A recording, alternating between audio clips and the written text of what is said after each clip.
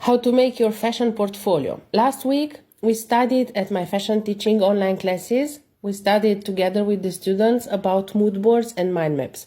So this is an example of a mood board that I received from a student of mine, and now I will give her the feedback. There are some steps that you have to follow, and from this point now on, you can go on the left corner of the image and then start to analyze each piece of it.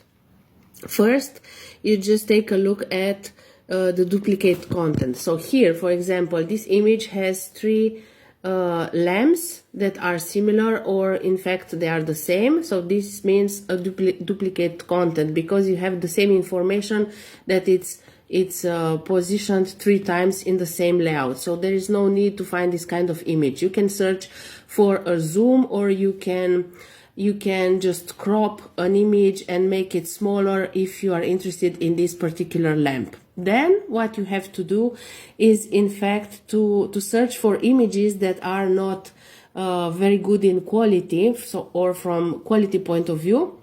If they are out of focus or blurred, or they have pixels, for example, then the image must be replaced.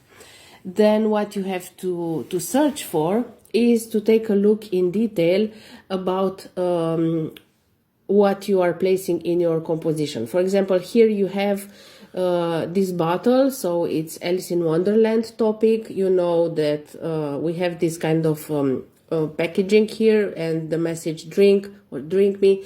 But in fact, if the layout or this kind of image is not very appealing from design point of view, then maybe we should replace it with another one. Okay, then you must search for the noises. If the image is not correctly cropped, or you don't have a particular shape here at the exterior side of the bottle, then a noise is created, because you cannot actually see the background and the foreground, the image that is important compared to the background.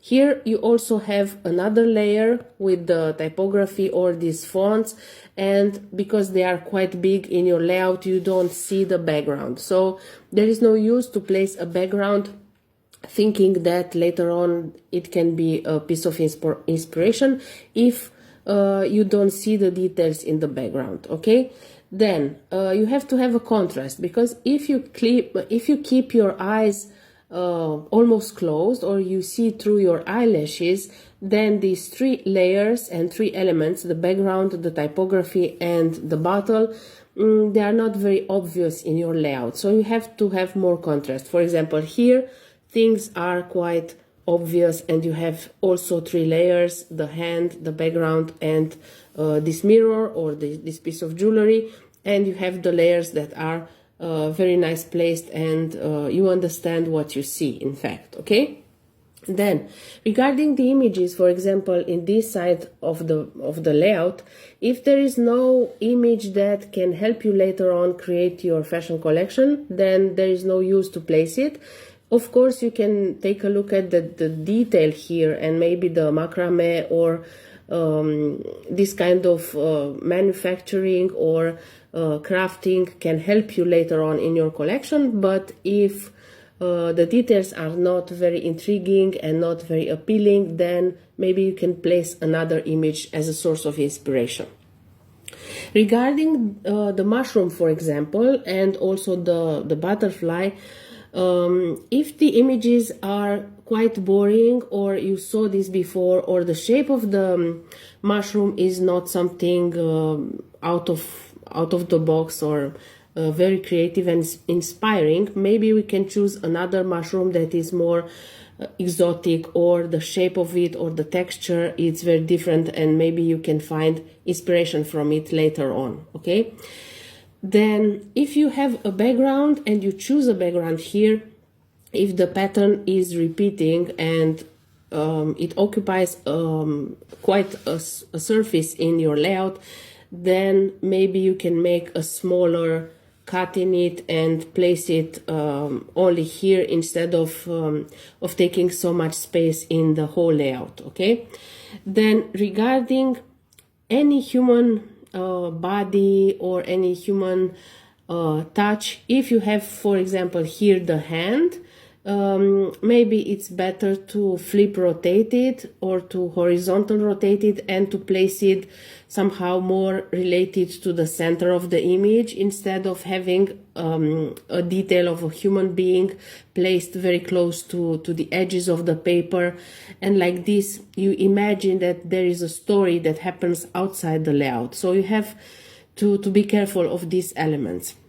And here the image is blurred. You can see, in fact, that it's a human being, but just take into consideration the fact that you will have to get inspiration from this particular image in your collections later on. Then what you can do here, for example, because you have a white line, you can close this and erase the line, or you can place the photo better compared to this one, because there is a noise here that happens.